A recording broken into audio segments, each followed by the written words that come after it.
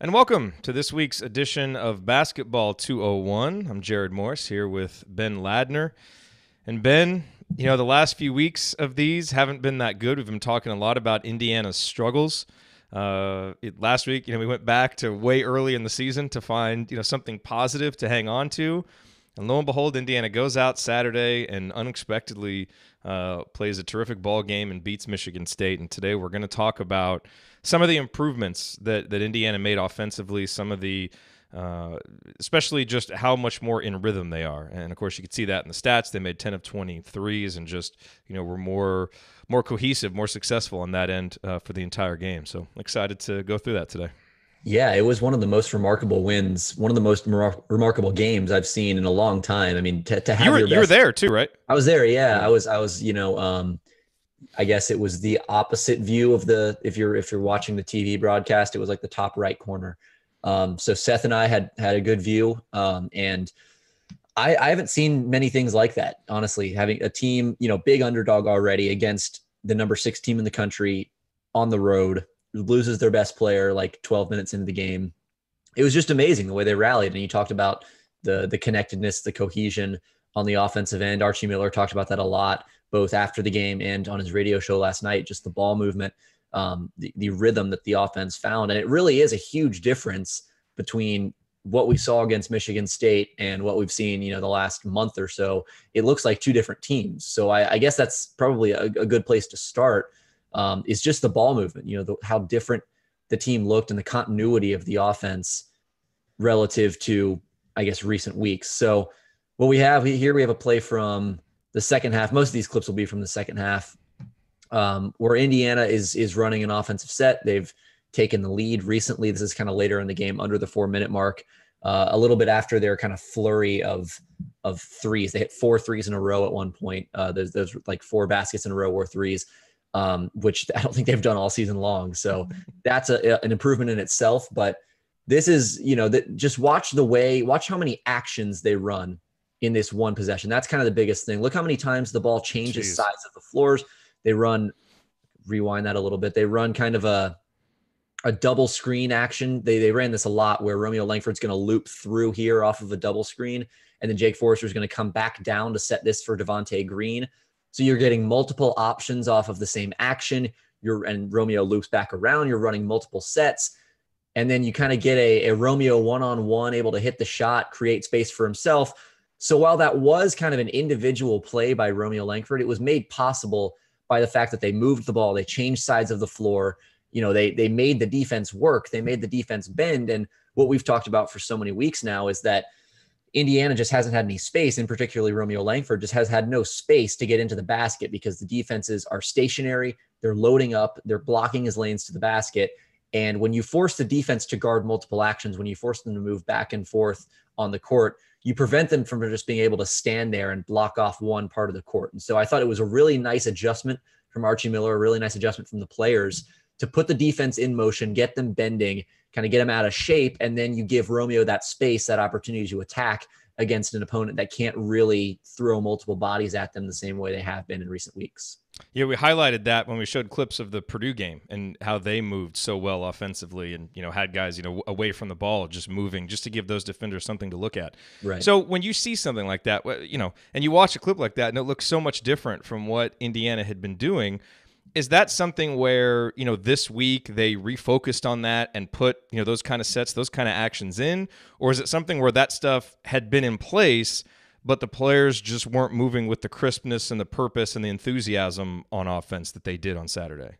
Yeah, I think they started out the season trying to run some of that stuff, at the open practice. That was way back in November. That was one of the big things they worked on, was the continuity, the motion offense, getting a second side, pick and roll, multiple sides of the court, reversing the ball, that kind of stuff. And then once the season hit, it was kind of this confluence of, maybe guys not totally grasping the offense, Juwan Morgan being so good as an individual player, Romeo Langford being so good as an individual player, that they kind of got away from their team continuity stuff. And then it seemed like when they needed to go back to it, they just weren't as familiar with it as they needed to be. They didn't really have the confidence. They didn't have the reps, or really, like you said, the crispness to run it. And so it's probably a lot of different things. I think they ended up getting away from it early in the year. And that was, because of some good things that were happening, because you had two superstar players who were kind of making it all happen. But I think because of that, once teams started to figure out how to stop that, Indiana couldn't really find that, that offense that it had wanted to run all along. And so that game on Saturday night was really the first time that we've seen that in quite some time. Yeah. So the second clip I want to show here, I've got about 10 or 11 clips, so we don't have to go through all of them. Hey, it was a great game. We'll sit here and relive it all day long. One that I think is is important and kind of instructive here. If I can get the thing to go back out. Oh, can't figure out how to share it. Uh-oh. Live technical difficulties here on Here we go. Basketball Okay, 201. here we go. There we go. All right. Again, second half, a little earlier in the half. This is a stretch. Evan Fitzner didn't play a whole lot in this game, but this is, I thought, one of his better stretches of the season. He didn't hit as many shots as he hit against Marquette, didn't hit as many shots as he hit against Duke or anything. But I think just him being able to open up the floor, he did that in a way that we haven't really seen him do basically since that Duke game. I mean, he's just been a total non-factor in so many of these games for Indiana. And it was really good to see him kind of get off the bench, get some minutes, kind of get within the flow, the rhythm of the offense. And I thought he really helped contribute to that as well. So this is a fairly simple play. We see it all the time with big men who can shoot. Basic pick and pop. Fitzner sets the screen. His man, I think this is Xavier Tillman, comes out to show on Al Durham as Aarons gets back in front of Durham. And basically Jake Forrester kind of moves through here to pull Nick Ward out of the play. Cassius Winston is going to be alone. He's kind of behind Forrester here, but he's going to be alone on the weak side. We've talked about this so often with Indiana being on defense, right? The predicament that this weak side defender is in choosing between this guy and then this guy in the corner. And I showed a clip earlier in the year of Devontae Green in this exact position against Indiana State from last season. And you're basically choosing between giving up a three to this guy on the wing or this guy in the corner. So Winston, he's kind of in that same position, late closeout, and Fitzner hits the three. I thought that was important, not just because Indiana got 3 points out of it. It kept them in the game. It was a big shot, blah, blah, blah. But you started to see later on in the game that Michigan State was paying attention to Fitzner. They were respecting him. They were closing out on him and not allowing him to get open shots. And because of that, Indiana got, open shots elsewhere. They were able to move the ball and able to create offense because of the threat of Fitzner. And I talk about gravity all the time on this show. But that's really what it's about. You need that to run an effective offense. And because Indiana was getting shooting from so many players, they had, I think, 3 or 4 or 5 players hit multiple threes in that game. And so you're getting contributions from all these different guys. So it's not like you can just deny one guy and shut the rest of the team down. Because you're getting, just these widespread contributions, it makes the team a lot harder to guard. And when every guy on the floor has gravity, the defense has to make a lot more difficult choices. It was so great to see him make that three-pointer after how much he struggled. And I will predict he's going to make his next one. I don't know when he'll shoot it, but I don't know if you noticed, but the rest of the game, because that came early, and he didn't play a ton the rest of the game. But I felt like after he made that shot, his movements looking for shots were more confident. Like I could tell he really wanted to take another shot, but Michigan State really closed out on him well, so he could never get one off. But for a lot of shooters, you just get that one to go, and the floodgates open. So that's my prediction. He's going to make his next one. Yeah. I want to ask. No, go for it. Well, I want to ask you a question. You mentioned gravity, and I don't know if you have a clip that shows this, but Deron Davis made such a big impact in that game. And we've talked a lot about gravity in terms of, three-point shooters and being able to space the floor. What kind of gravity does a postman like Deron Davis have to where guys on the perimeter have to think about doubling him or have to think about helping, and how that might actually help create more space for the three-point shooters? Yeah, it's kind of I've talked about it with Juwan Morgan before about his gravity from the post, where when you're such a dominant individual scorer, if you command those double teams and you're a good enough passer, which I think both Morgan and Davis are, you can find guys for kick out passes. You can create open threes. You can find cutters, all that kind of stuff. And so again, it's this idea of, putting the defense at a numbers disadvantage. If you have to draw 2 players on the post, that means the defense is basically playing 3-on-4 across the rest of the court. So if you can find that open guy, you're going to be in good shape. Same kind of thing with a shooter. If you have to draw that extra defender, you make an easy swing pass and the next man is open. So I do think it's kind of a similar phenomenon. And Deron was able to hit a couple shots early in that game. Right after Juwan went out, Deron, I have a clip of this, but probably don't need to show it. Duran blocked a shot off the backboard, got the rebound, pushed the ball up, and made a hook shot out of the post on the ensuing possession. I thought that was really big. Great stretch. Yeah, because it kind of forced Michigan State not only, okay, well, first of all, just having Duran on the court gives Indiana a body that they did not have because they needed his size, they needed his physicality. And Jake Forrester, he tried hard, but he was not providing that. So for Duran to get in there, make a shot out of the post, kind of establish his presence down low, similar to that Fitzner shot I just showed, I think it really, made Michigan State respect him. It kind of put him on their radar, so to speak, offensively, so that when they did pay Duran Davis attention, it left other guys open. And he had 4 assists in that game, which I think just off the top of my head is a season high, if not a career high. And so I thought he was really good. And it wasn't even for him. It wasn't even like those kick out passes from the post, finding cutters. It was just kind of moving the ball within the flow of the offense, making the intuitive pass, just making the correct read. And a lot of the time that led to assists just because he was playing within the flow of the offense. So it wasn't as much like the Juwan Morgan variety of assists where he's drawing double teams, reading the floor, kicking out, finding open guys that you didn't even realize were open. It was kind of just playing his role, kind of fitting within the offense, and it led to some good things. And the other reason why that stretch by Duran was so important, because it was literally the possession after Juwan gets hurt. It's almost like, yo, guys, we got this. I'm here. Let's go. Because Indiana hasn't had that settling presence in those road environments. You get your 2 juniors back, but then your senior goes out. But that really kind of helped to settle things down. So, I thought Duran had a big impact just in terms of the geometry on the floor, but also just the confidence and the attitude of the team because he's such a big personality and he's so naturally confident. To me, I think that rubs off on the guys, and I think that's one of the reasons why we've played better with him on the court. Yeah, I agree. And I think, again, just having that body, just having that presence where you can have a backup center that you don't have to worry about, is this guy going to be a liability? Duran's not a perfect player, but he doesn't make you worry. He doesn't make you sweat about, are we going to be able to play 5 minutes with this guy on the floor? And just having that, just having a good quality of backup is so key for a team that hasn't had much depth this season.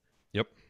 The next clip is kind of the natural follow-up to the Fitzner clip I just showed, where they're going to run another pick and pop, this time moving to the other side of the floor.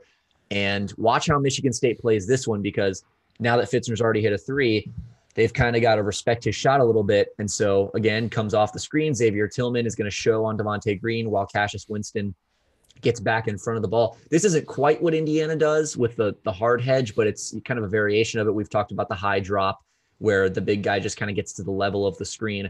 That's kind of what Michigan State was doing all game. So Fitzner's going to pop here. The shot's open, and you see Matt McQuaid guarding Al Durham on the weak side. It's his responsibility now because Xavier Tillman's gone over here. It's McQuaid's responsibility to close out on this shooter. He does. He stunts and recovers, but he doesn't do it in time. And because Cassius Winston was all the way out here guarding Devontae Green, he's not in time for the rotation, and Al Durham just rotates over for the jam. God, that was beautiful. And again, it's just moving the ball, making the simple play. Fitzner could have shot it. He could have tried to make a harder, more difficult pass. He moved the ball. He just made the right read. And that was kind of the story all game for Indiana, was just when they moved the ball, when they got those side-to-side ball reversals, they were able to get good stuff because, again, you're making the defense move. You're putting them out of position. You're making them work. It's hard. It's hard to guard, 4 or 5 different actions within one possession. Just the work that takes, the focus, the physical effort. It's not easy to defend. And for so long there, Indiana just wasn't making their opponents exert that effort on defense. And because of that, you become a lot more difficult to guard. So I think just making Michigan State defend and making them move like they did on that play and the other play that I showed was really the key to the game. Can you run that clip back real quick? There's a couple things I want to look at real quick. So who's over in the left corner? Okay, Romeo. so Romeo's over in the left corner. So here's the other thing about this. So keep going with it all the way to after the screen. So stop it right here. So, one of the other difference in this game is you've got Devontae Green in the game here as opposed to maybe a guy like Zach McRoberts. Well, Cassius Winston has to stay close to him because he's made a 3. And Romeo, even though he's not a huge threat from 3, he's got that gravity anyway, so Orange is going to shade over toward him. Now, go just a little bit more. See, the other thing that I thought was good here, and I actually thought Al started breaking a little bit sooner, but recognizing the open space Yeah. and cutting, not just standing stationary at the 3-point line and getting the ball, at which point, he could have had an open three, but I mean, with a lane that wide open, you want to go in and get the automatic two, the dunk. So just recognizing that and moving there before the defense even has a chance to react, because if he's a split second later, now, McQuaid might be able to get down there, Winston may be able to get down there. So good recognition by him and a good pass by Fitzner to basically take advantage of the extra second and turn it into a dunk as opposed to a contested shot. Yeah, and like you said, right here, when Fitzner has the ball, you mentioned their defenders hugging up on shooters. Aarons is probably a little bit out of position over here because he's 2 passes away. But again, Romeo Langford's made a three, Devontae Green's made a three, Evan Fitzner's made a three, and Al Durham has made a three, and Deron Davis has hurt you in the post.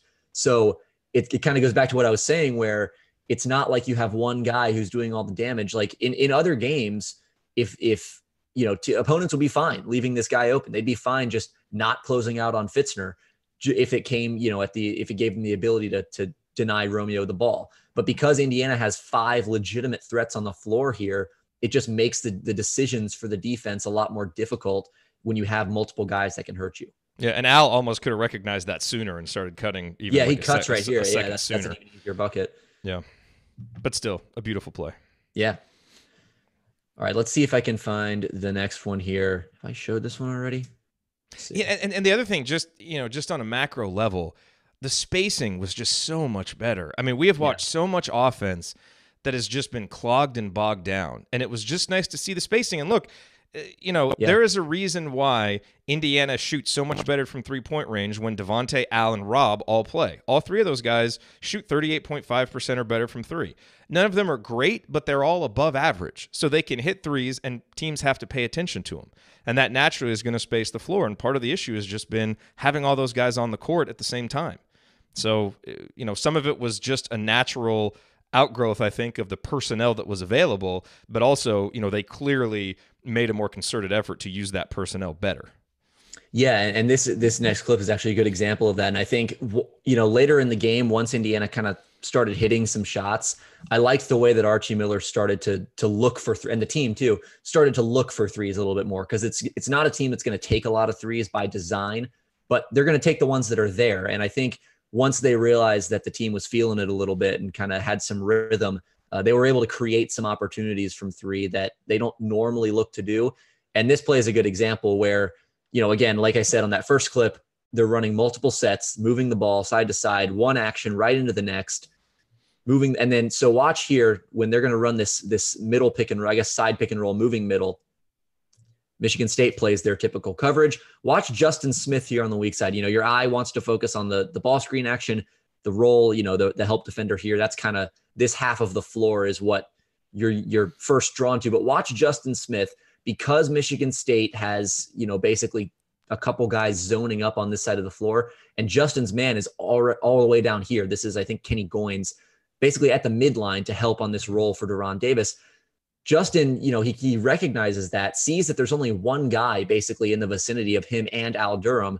And so what he's going to do is, as Al kind of moves along the side of the perimeter, Justin's going to pin in, set the screen there, and just give Al a little bit of space to get that 3 off. It's not a hard screen. He doesn't flatten the guy, but he gives him just enough of a nudge for Al to kind of sneak behind the screen and catch and shoot 3. I mean, that's I don't know if that was by design, but it was a really smart play by Justin Smith just to kind of, again, work within the flow of the offense, just kind of read the floor, see what's there, give the offense some rhythm and make something happen. It kind of reminds me of what we talked about a few weeks ago with Purdue, those kind of backside, weak side screening actions to keep the defense, distracted almost, except in that case, obviously it serves as the result of the cause of an open shot, but just kind of making things happen, keeping yourself engaged and keeping the defense engaged in turn was, again, we didn't see it very often in that 7-game losing streak, but we saw it quite a bit in that game. And that just those little things that you saw on offense they made the difference between that win and what we've seen in the last 7 games. It would not be surprising if that was just recognition on Justin's part. I think he can get a bad rap sometimes because he doesn't really make good decisions with the ball when he's on the move, when he's dribbling. And, sometimes he won't get back in transition, or he'll, be playing a little bit too relaxed for people's tastes. But Archie has talked about how cerebral of a player is. And if you really watch him, we've shown clips on defense, where, he's just making really smart plays. Same thing there on offense. Like I think he's especially good in zones because I think he has such good recognition of spacing on the floor. And I think part of it with him going off the dribble is he recognizes space and the right time to attack. But physically, he isn't quite good enough off the dribble and decisive enough with movements once he picks his dribble up to actually take advantage of it. But from a recognition standpoint, he is a really smart, intuitive player, and I think you see it with plays like that. Yeah, and now that you mention it, I'll pull up another example of that where it's just kind of Justin Smith recognizing space and making a play. This is going to come also in the second half. I think a little later, actually earlier in the second half, around the 9:15 mark. Again, you'll see same kind of pattern that I've been talking about. Indiana running, just notice the continuity, the difference in continuity in the offense. The one pass just leads to the next and they run into a set. It's not just, one guy trying to pick his spot and then passing it on to the next guy to take his turn. It's actually some decisive movement, some decisive offense that's kind of been missing. And again, this kind of ties in with what I was talking about with Michigan State's pick and roll coverage. When you run that high drop, this one is almost more of a hedge. But Goins is going to come all the way up, above Justin Smith's hip. So he just reads it, sees that Goins is above him, slips right to the basket. Devontae Green makes a nice play. And Justin Smith with the patience and body control to finish. I mean, a lot of the time we'd see him probably put up a crazy wild shot there and miss it, clang it off the glass. And he did do that a few times in this game. Yeah, I didn't think he was great finishing around the rim. But that's kind of a simple play. Right? You see that it's just a two-man game, getting an easy basket out of the pick and roll. But, like I've said before, I think that's a way you can maybe unlock Justin Smith a little bit more, get him involved in the offense, use him as a roll man, use him as a screener like we saw in that other clip. Just kind of these little things where if you can make him a little bit more threatening, make the defense pay him a little bit more respect, it's going to do a lot of good things for the rest of your offense. Well, and you're right. He didn't finish great, but there were a couple times where he finished really well. There was that bucket. There were a couple in the first half. What was the difference between when he finished well and when he didn't? When he finished well, he was typically on the move or had his position and received a pass that led him into the shot, right? Maybe it would be one dribble like there, but he's already on the move as opposed to initiating it with the dribble. He had one of those, maybe two of those in the second half where he came from outside the three-point line and did a better job with it in the second half. But that right there, what you just showed, that's when he is so good offensively. You look at the synergy numbers, when he ends a possession off of a cut, it's like 1.35 points per possession or something. It's elite. Same thing in transition. I mean, when he can just get the ball and finish instinctively, he's so much better right now than when he's trying to initiate something or go ISO. And, I get it. You need to have game reps to get better at that. And he's a young player and we're going through those growing pains. But, Archie said he thought it was the best and most complete game that he's played. And I agree, outside of, some defensive lapses in the first half and a couple of transition miscues that he really came on in the second half and overtime and helped, compensate for the loss of Juwan. Yeah. And while we're on the subject of Smith, I think he's been maybe the most improved player on this team, just from the start of the season to right now where we are now. Oh yeah. I think he's improved more than anyone because you compare some of those finishes to what he was doing earlier in the year where he's driving left, kind of flying out of bounds, putting up a fading right-handed floater. You rarely see those anymore. And that's good because they rarely went in. And now he's showing much better body control, much better patience going to the basket. He still has some plays where he's a little out of control, doesn't have the best touch around the rim, but he's at least kind of, you can tell that the coaching staff has gone to him and said, hey, here's some things you can work on. Don't do as much of this, try to do more of this. And he's actually put them into action. And that's really encouraging to see. I also thought that Michigan State, that game was his best game of the season as a help defender. And you and I have talked a lot about his individual defense, his work on these elite power forwards, the Jordan Juarez, the Lamar Stevens, kind of these scoring four men who with some quickness and some size and kind of these versatile forwards. He's done a really good job. He's really good at guarding those guys. But I always felt like he wasn't quite as good as a help defender as he could have been early on in the year because he's such a good athlete. He could be a great shot blocker, but he didn't always show it. I thought in this game, he was, especially the second, showed it Saturday. he was really dialed in. I mean, blocking shots, getting to the basket, even the ones that he didn't block, just contesting shots, being a presence. He took a charge on Matt McQuaid.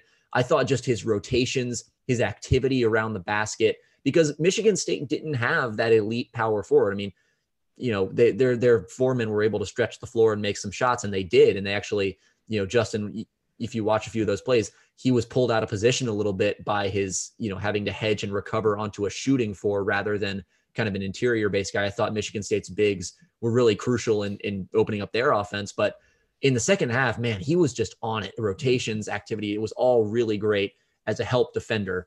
And that's something that we haven't seen a lot of, mostly because he's been guarding, more kind of individual off the dribble kind of guys. But when he's had those opportunities to be a help defender, he's been hit or miss. But I thought that Michigan State game was just a great performance from him. Yep. Agreed. So this next clip is also from the second half, late in the game. This is actually in overtime. And it's kind of in illustration of maybe what Indiana can look to do a little bit more of moving forward. And it's something that Archie Miller talks about all the time, which is transition and looking for early offense, trying to get guys going, finding seams with an open floor in front of them. So we'll see here, Kenny Goins has a left side three, left corner.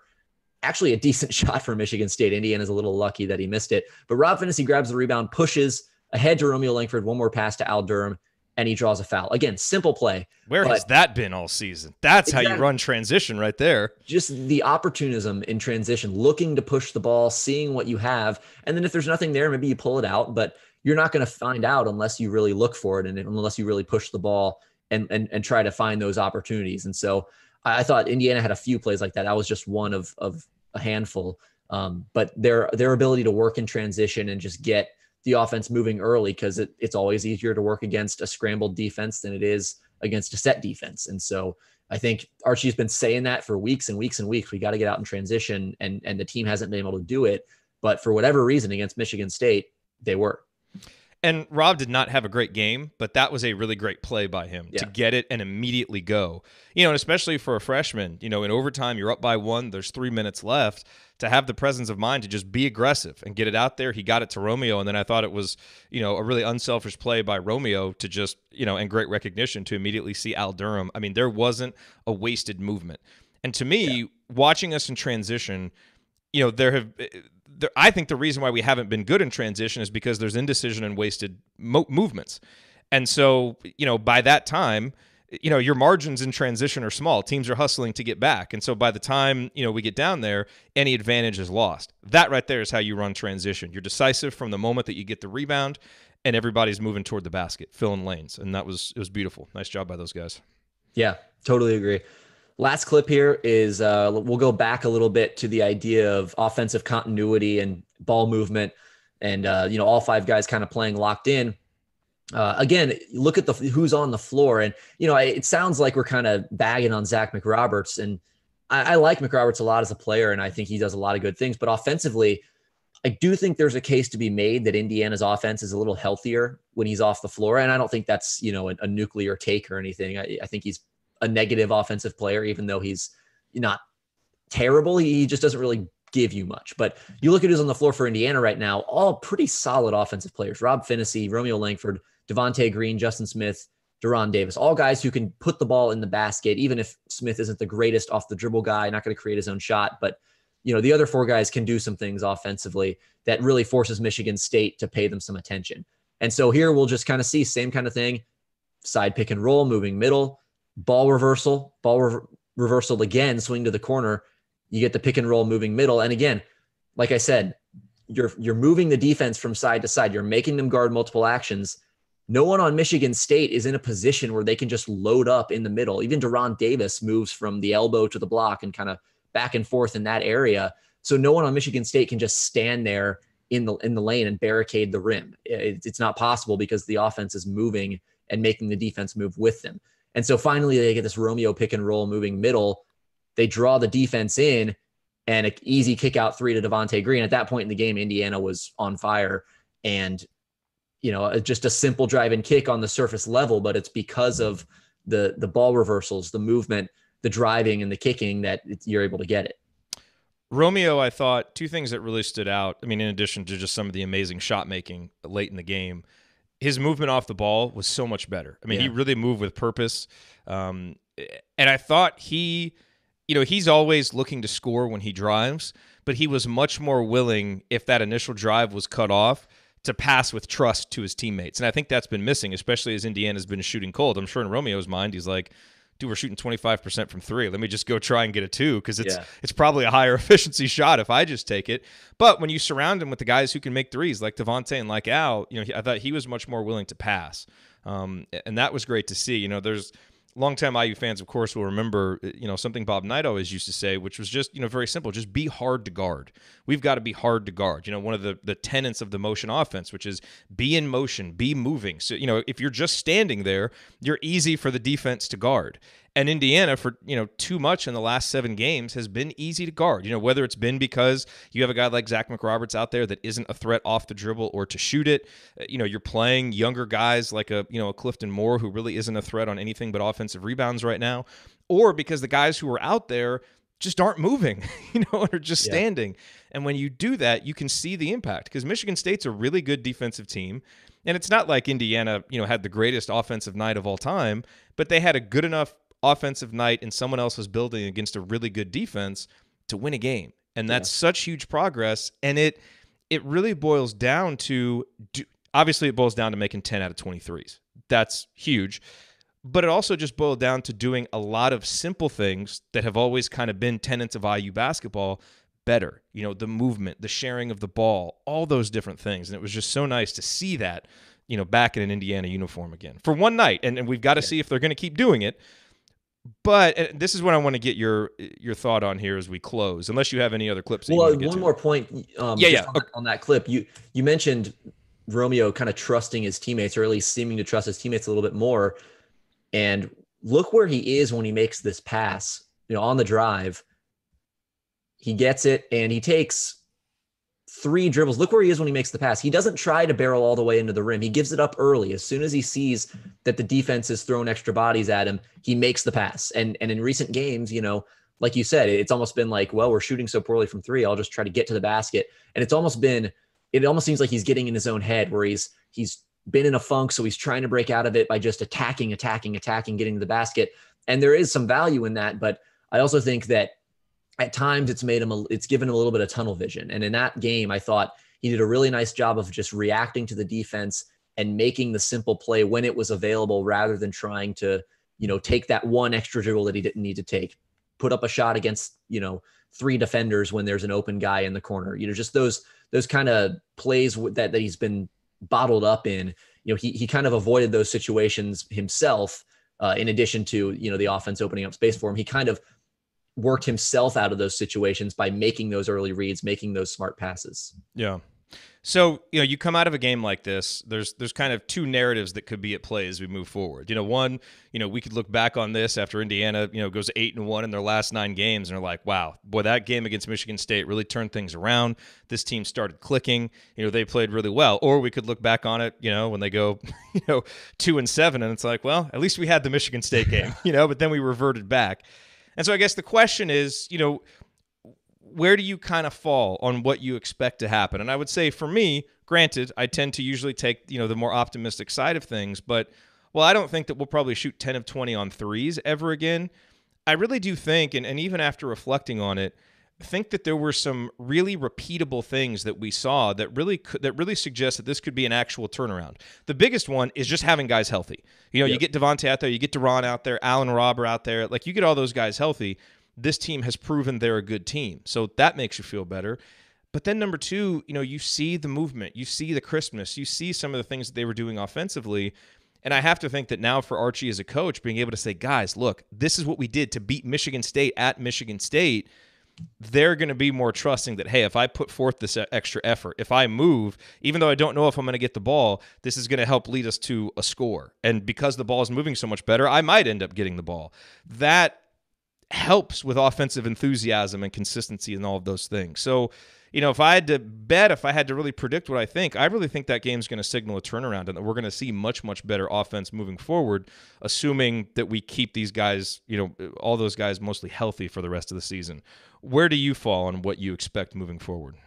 Yeah, I think you touched on it with it's really the offensive and defensive too. Just the connectedness and the confidence that they played with it. Like you said, they're not going to shoot 10 of 20 from 3 every game. They're not going to have 21 assists in every game, but the trust, the confidence, the movement, the decisiveness, the crispness with which they played on both ends of the floor, that's the kind of thing you can carry over, because Indiana's not going to play a team as good as Michigan State the rest of the year, except Michigan State when they come to Assembly Hall. But aside from that, Iowa's a good team.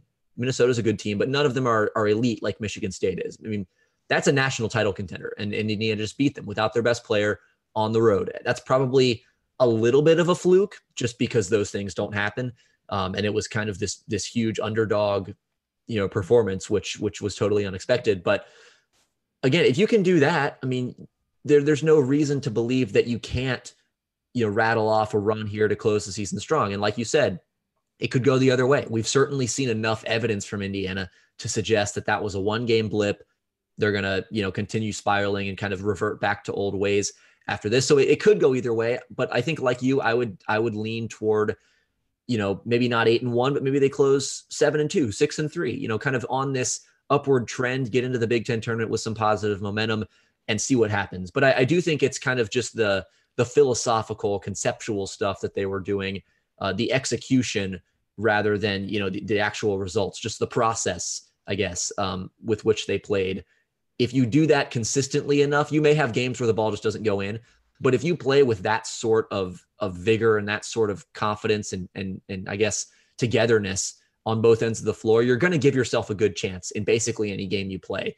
And I think that is what bodes well for Indiana, more so than the hot shooting, more so than the high assist numbers, the name brand win, I guess, if you want to call it that. Just those really philosophical things are the ones that can carry over. And one more thing too, I want to get in before we close is that I thought Al Durham was fantastic. I just wanted to note that. I thought he was so good all throughout the game, and really in that second half.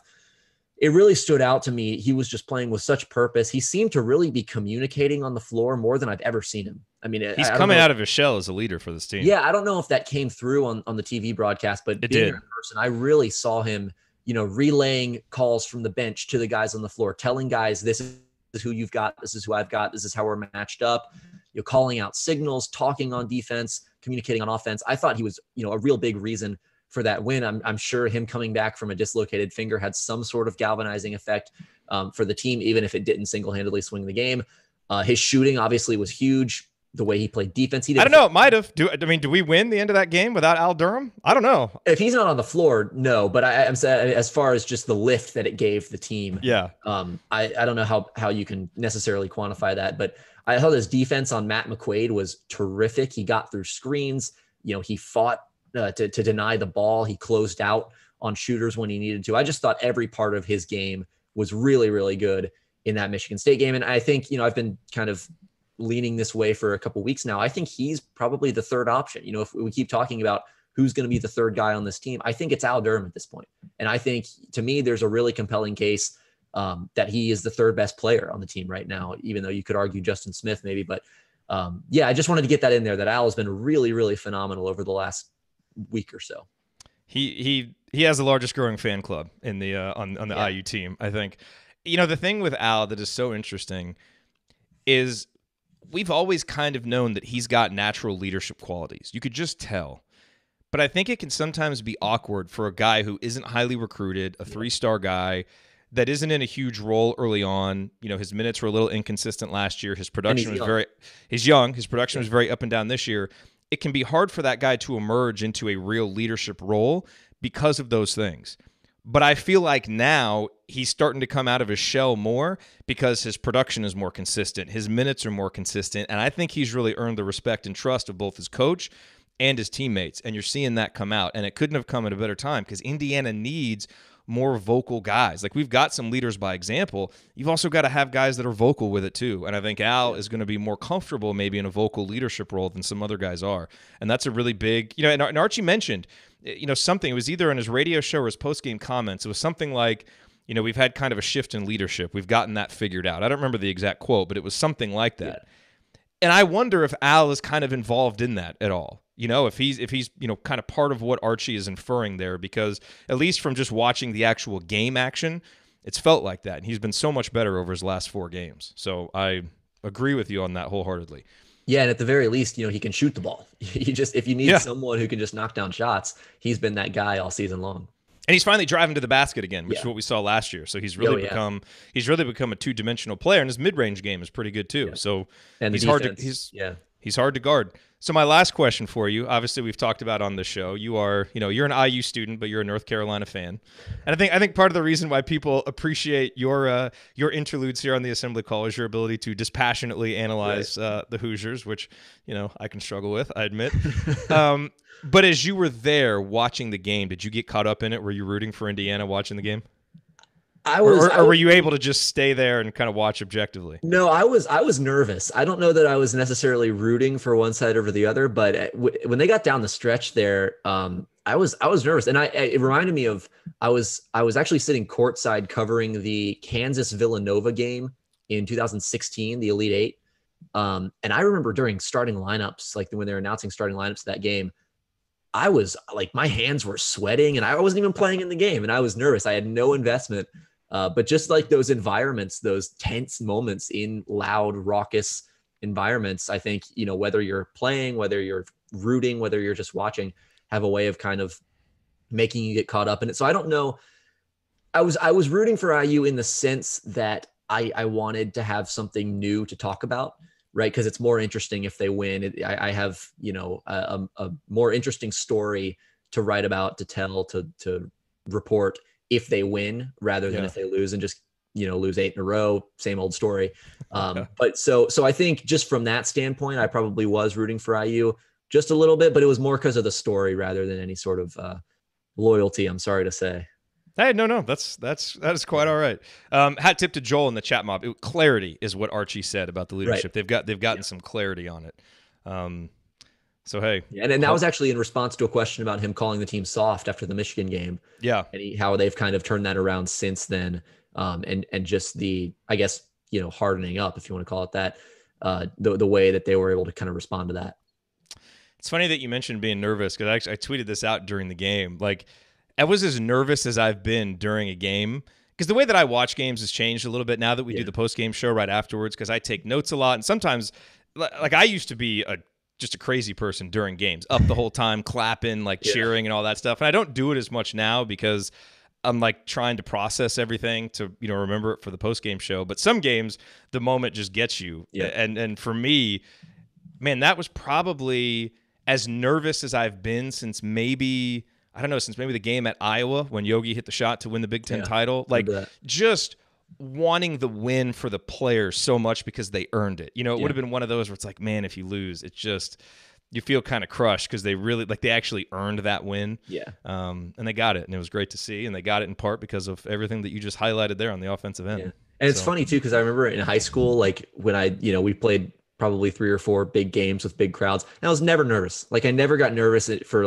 when I was playing in, and granted, they were high school basketball games, not, D1 at Michigan State, but, like that never made me nervous as a player, but as just as an observer, I get more nervous watching games than I do playing them, which is. Are you a shooter? Yeah, that's mostly what I do. Can do a little bit of ball handling, kind of become more of a combo guard since high school, but that's probably because the competition is not as good. Are you a trash talker at all? Not a trash talker. I wish I could talk trash, but there's always. I have a hard time seeing you as a trash talker. Yeah, there's just that possibility that you just look like an idiot. If you play poorly, you just it backfires. So I usually I find it actually more effective if you don't say anything. Well, and proclaiming your effect on gravity as a 3-point shooter doesn't really translate into real emphatic trash talk. Yeah. See how closely you had to guard me? That got to lay up for our team. Yeah. Look at how I'm spacing the floor. The geometry that I affect. Yeah. You can't stop me. Well, Ben, thanks as always. So glad that we can have some laughter on this one as opposed to the last few weeks. Hopefully we have a lot more of these fun ones moving forward because that was a fun one to look back at. All right. I'll talk to you later. I'll say hi to Dan Dockich for you on Thursday. No need. No need. Sounds good. All right, everybody. We'll see you later. Talk to you later.